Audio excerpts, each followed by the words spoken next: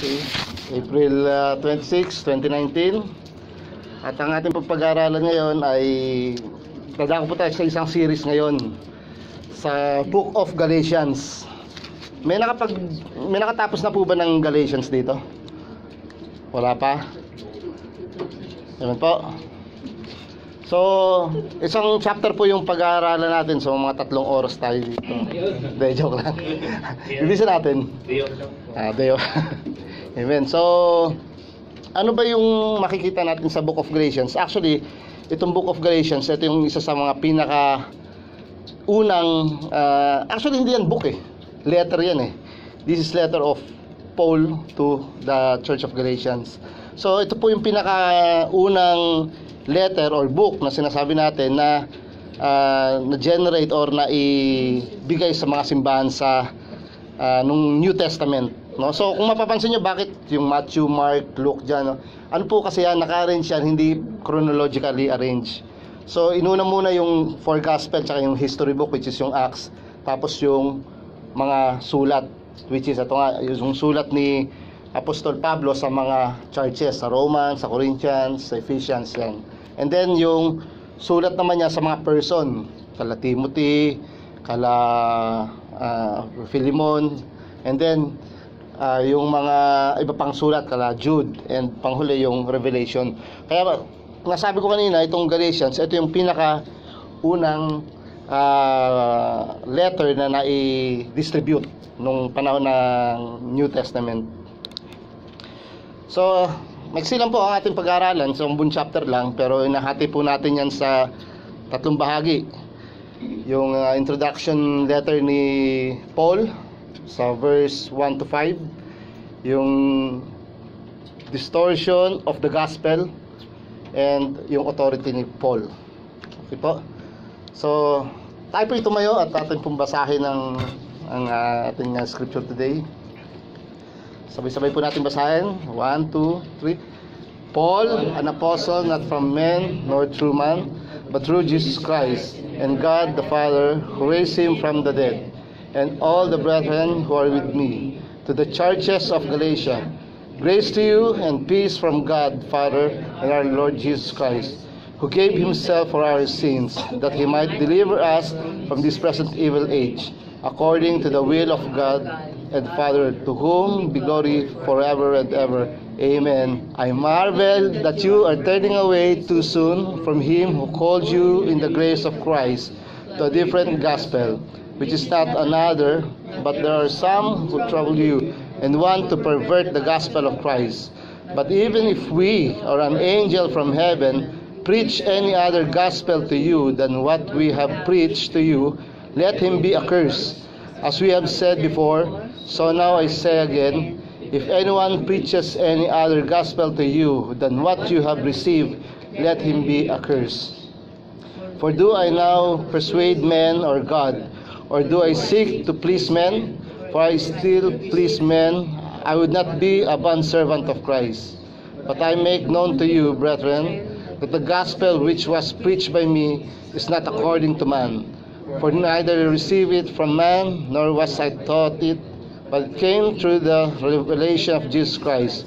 For you have heard of my former conduct in Judaism, how I persecuted the church of God beyond measure and tried to destroy it. And I advanced in Judaism beyond many of my contemporaries in my own nation, being more exceedingly zealous for the traditions of my father. But when pleased God, who separated me from my mother's womb and called me through his grace, to reveal his Son in me, that I might preach him among the Gentiles, I did not immediately come with those who were apostles before me, but I went to Arabia and returned again to Damascus. Then after 3 years, I went up to Jerusalem to sit 15 days, but I saw none of the other apostles except James, the Lord's brother. Now, which were indeed before God, I do not lie. Afterward, I went into the regions of Syria and Cilicia, and I was unknown by face to the churches of Judea, which were in Christ, but they were hearing only he who formerly persecuted, which once tried to destroy, and they glorified God in me. Samahan niyo po ako sa isang mixing panalangin. Hallelujah, Lord. Maraming salamat po, Panginoon, sa umagang ito na inyo pong binigay sa amin upang mapag-aralan ang inyong salita. Dalayan po namin, Panginoon, na kayo nga po ang siyang humipo sa aming mga puso at matanim nga po ang mga mensahe ninyo sa umagang ito. At dalayan po namin, Lord, na kayo lamang mataas ngayong umagang ito hanggang sa mamaya. Muli sa inyo po namin binibigay ang pinakamataas na papurit, pasasalamat. In Jesus' name we pray. Amen. Tayo po mixing po. So, ang author, si Paul, Apostle Paul. Ang recipients, Churches of Galatia. So, ito pong Galatia ay hindi po ito isang simbahan. Ito po isang region, no? Pag sabi nating region, ito po yung modern day ngayon na Turkey. No? So, nakita natin ito yung Turkey. Ngayon, itong Antioch actually, it's not part of Galatia, but it is in the border of Galatia. So, include na rin natin dyan. So ito, mababasa po natin itong mga church na ito, itong Antioch, Iconium, Lystra, and Derbe. Makikita po natin yan sa Book of Acts, kung saan doon natin makikita yung paglago ng church from Jerusalem to Judah, to Samaria, and to the other part of the world na up to the end part nung region nila. So it is written about 49 AD. It is approximately, yung iba sinasabi nila between 50 to 60. But nasa ganung nasa ganung years. So ano yung subject? Ano yung subject nung sulat ni Paul? Ang subject po dito is kasi nga pag-aaralan po natin ngayon is chapter 1 lang. Okay? So next time po siguro itutuloy po natin yan hanggang chapter 6. Maganda pong matapos natin ang Book of Galatia. So isa po sa pinaka-subject dito isa lang po yung subject ni Paul dito, yung crisis. Theological crisis. Ano ibig sabihin nun? Sa panahon po ni Paul, may mga Judaizer na tinatawag. Hindi po ito yung mga tagahanga ni Judean, no? Iba yung Judaizer. Yung Judaizer, ito po ay sila po yung naniniwala or sinasabi nila, ini-impose nila sa mga Christian noon. Tandaan po natin, nahati po ang believers or nahati po ang tao noon sa dalawang klase. Jews and Gentiles.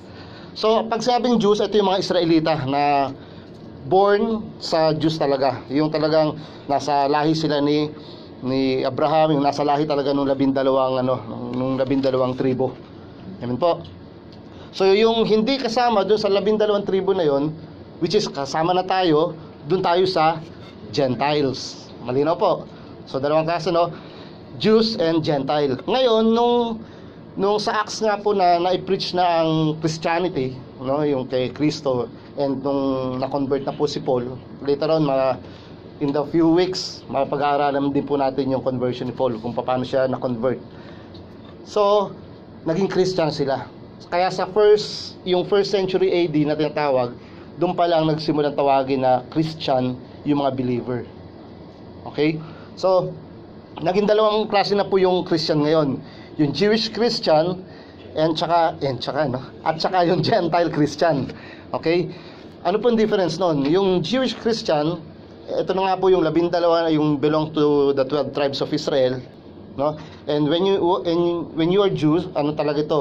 Sila yung mga sinasabi natin na talagang sinusunod yung utos from cover to cover. Pero unfortunately, wala nakasunod sa kanila. And ang Gentile Christian naman, ito yung mga hindi mananampalataya talaga na nakadinig ng salita ng Diyos and nag-convert din or nag-embrace sila ng Christianity. Ngayon, ano yung crisis na sinasabi dito ni Paul? Itong mga Judaizer na to, yung mga Jewish Christian, ang gusto nilang ipa-implement, kinakailangan mo munang magpatuli, no? Magpa-circumcise, no? Kinakailangan mo munang sundin lahat ng law ni Moses para magkaroon ka ng salvation. Okay po? So, malalaman natin mamaya kung ano ba talaga. Dapat ba natin muna talagang sundin yung mga utos ni Moises? O ano ba yung talagang susi ng salvation. So, yun yung pinaka-crisis nila, na nade-distort na yung gospel. Na sinasabi ni Pablo, dapat ganito yung way ng salvation, and sila kinakailangan pang gawin yung sinauna nilang tradition, no? Maybe just to preserve their traditions and to preserve their yung kanilang, syempre yung iba kasi dyan matataas na yung katungkulan eh, so ayaw nilang bababa uli, kaya nagkaroon ng crisis. And so ano ba yung distortion gospel? Ito yung sinasabi kanina ng mga Judaizer, na they need to observe the law of Moses before they receive salvation.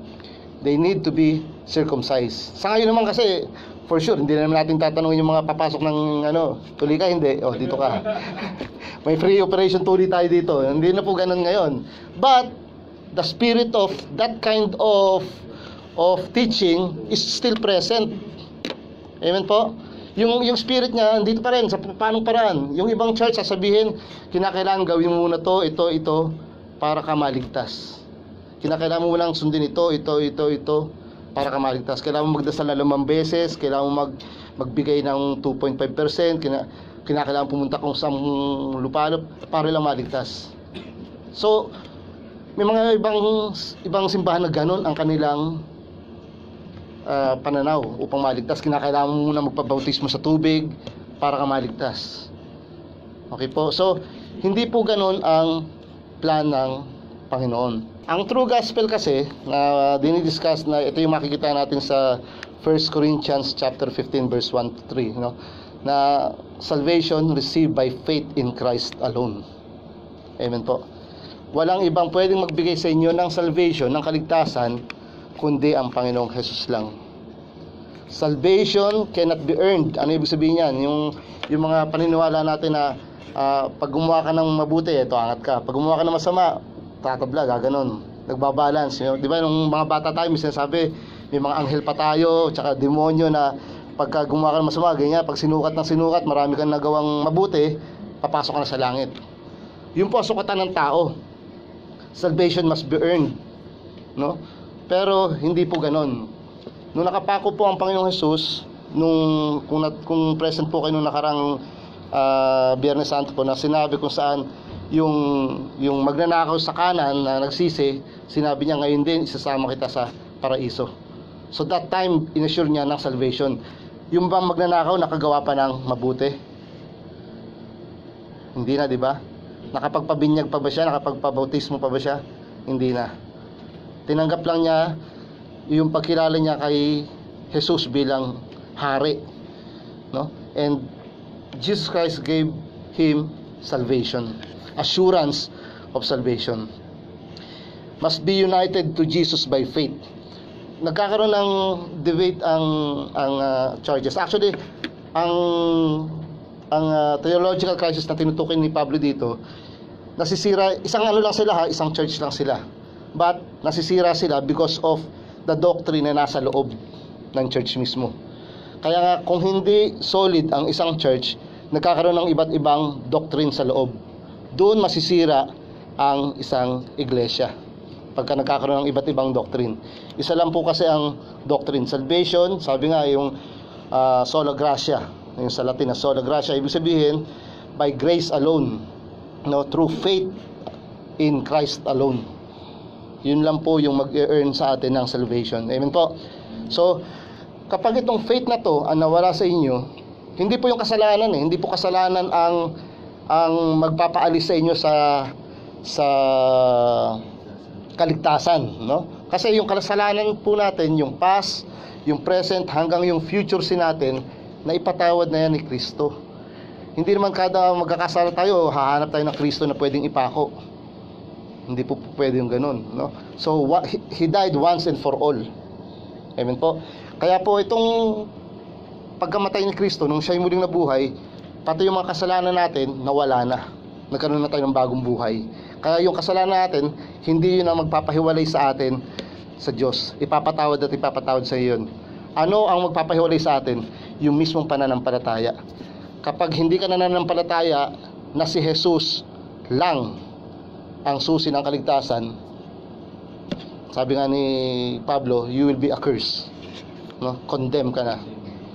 Pag sinabi mong Si Jesus, propeta lang, meron pang masigit sa kanya, condemn ka na.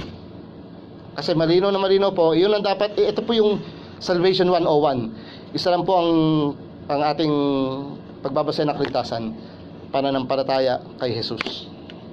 Amen po. So, sana po tayong lahat ay nananampalataya na si Jesus lang ang susi ng ating kaligtasan. So, sa authority ni Paul, he received the true gospel from Jesus Christ himself. He was changed by the true gospel. Kung titingnan po natin balikan po natin yung ating yan. Sabi dito, Paul, an apostle, not from men nor through man, but through Jesus Christ and God the Father who raised him from the dead. So, yung pagsabi po kasi nating apostol, ngayon po kasi sa panahon natin, may mga nagki-claim na apostol. Siya daw si apostol Kibuloy, may apostol Barabas, kung sino-sino ang apostol yung makikilala natin. Tandaan po natin, pag sinabing apostol, ito po yung mga personal, no, na nakakita sa ating Panginoong Jesus. Kaya nga po sabi ni Pablo, siya na yung huling apostol. Nakita niya si Jesus, of course, na isa nga siya sa mga malamang na nanood nung pagkakapako ni Kristo eh. Kasi si Paul po ay pinanganak 5 AD. No, so si Kristo 1 AD. So almost 5 years lang yung difference nila. Kaya nung si Kristo ay pinako, for sure, dahil si Pablo ay isang Pariseo din, for sure, kasama rin siya sa sumisigaw na ipako si Kristo. Amen po. So nakita niya. And sabi niya nga dito, yung kanyang revelation, alam naman po natin, later on, mapag-aaralan din natin yan, na kung saan si Pablo na-meet niya personally si Kristo, yung risen Christ na, on the road to Damascus. No? Kaya from Saul to Paul. So sabi nga, ba't naging from Saul? Kasi Saul siya, Saul to Paul. Bakit nagkapalit yung pangalan? Sabi ng iba, si Jesus daw nagbigay, hindi po. Wala pong nakasad na ganyan sa Bible. But ang logical reason ho kasi, si Paul ay isang Roman, citizen ng Roman. Amen po. Although siya ay Hebrew by birth, nakapagsalita siya ng Greek. So yung Saul na yan, it is Israelite name yan eh. No, ito yung unang hari ng Israel. Siya na yung mismo nagbansag sa kanya na maging Paul na lang. Itong Paul na to ay isang Greek name. Kasi kung siya po kasi, si Paul ay isang mensahero ng Diyos para sa mga Gentiles. So hindi para sa mga Israelita. Ang para sa mga Israelita ay si Pedro. So syempre kung kunyari ako si Paul, iano mo ako sa kunyari, no, Pilipino ako. Di ba? Ang pangalan ko ay si Santiago, di ba? Sa Tagalog, Santiago.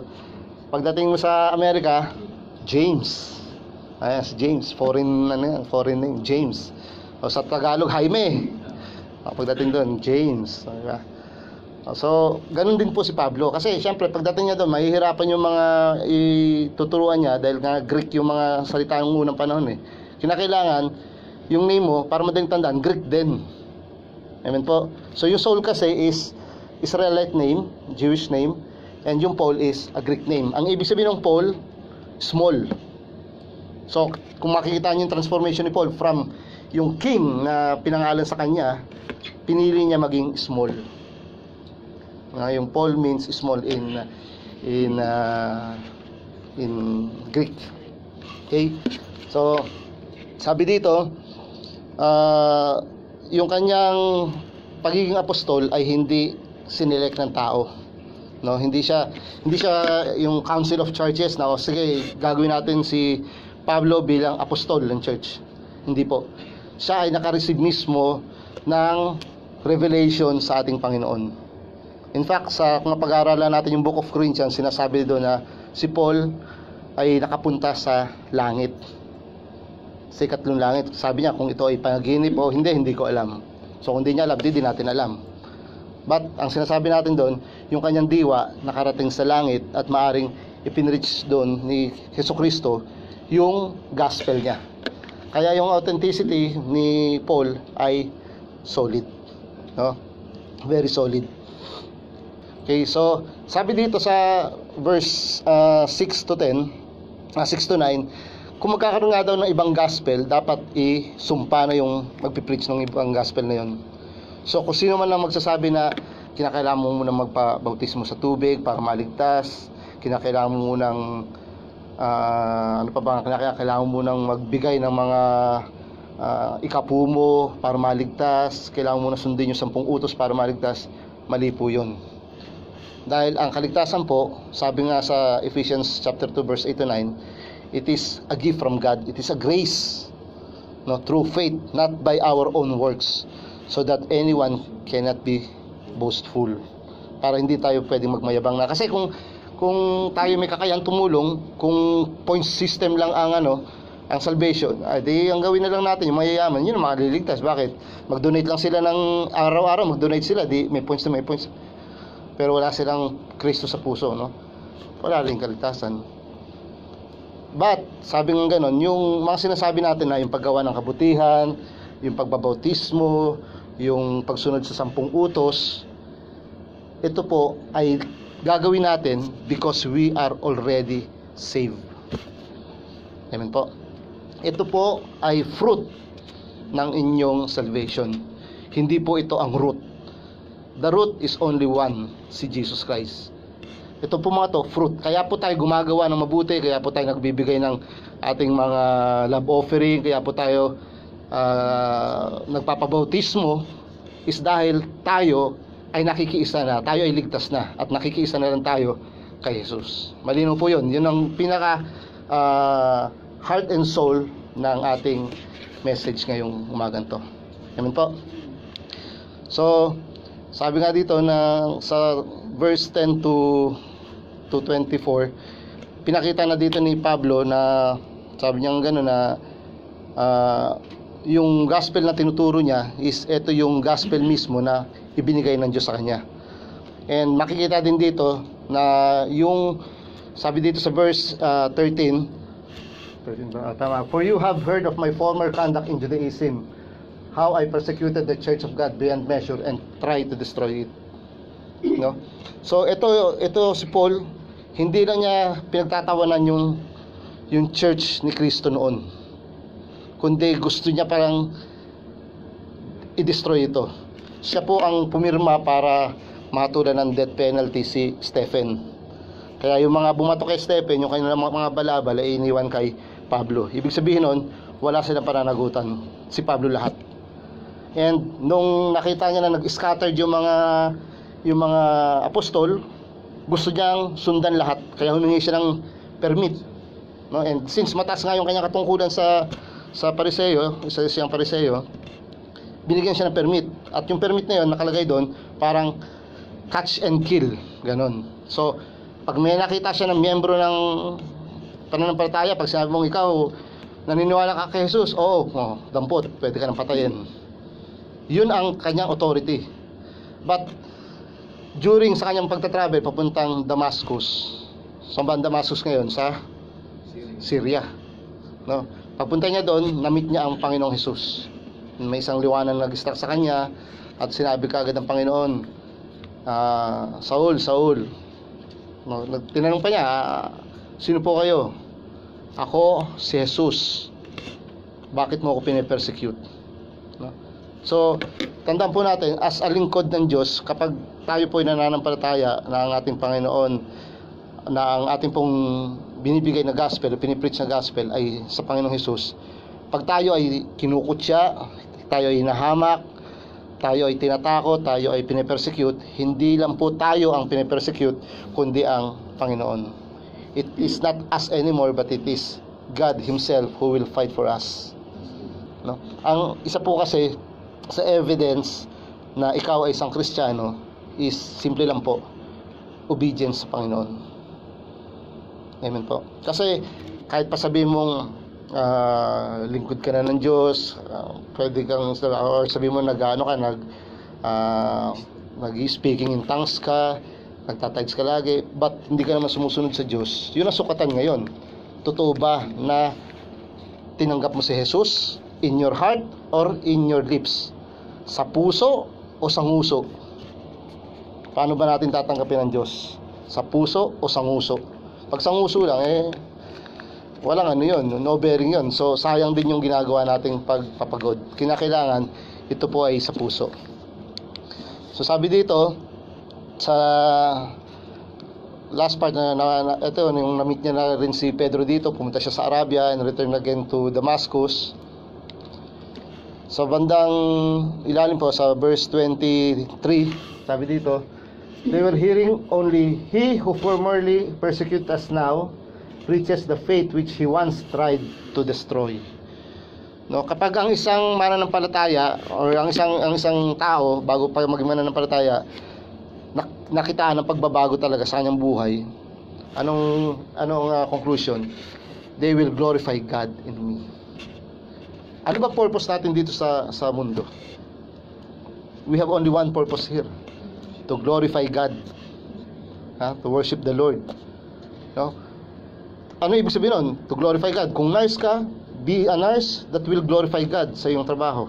Kung ikaw ay beautician, be a beautician that will glorify God sa trabaho. No? Hindi yung pag wala kang tip, uka mo na kagad. Hindi ganun.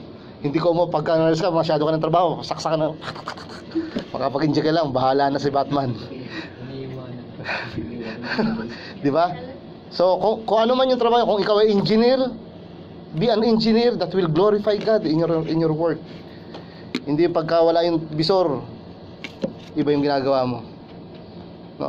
So, kahit ano pa man yung ating katayuan, yung ating ginagawa sa mundong ito, there's one thing only, na it should glorify God. Ano po? Again, he was changed by the true gospel. Kaya po, expected po natin, kung tayo po ay makasalanan, may kasalanan pa, or hindi pa tayo nakakapag-confess, isa lang po, sabi ko po kanina, ang Judaizer, maraming requirement para maligtas. Ang isang true gospel, isa lang po ang requirement, no? Bago tayo manampalataya kay Jesus, kinakailangan natin yung repentance. We cannot approach God if we don't repent for our sin. At pag sinabi natin repent, hindi ito yung inaalala lang natin. It is 180 degrees, no? Face, about face, ganon. Yung iba nagti 360. Nakaharap pa rin doon. Dapat 180 lang, nasobran yung ikot. 180 lang. So, it is at 180 degree turn about from sin and facing Jesus Christ, the author and the perfecter of our faith. Amen. To God be the glory.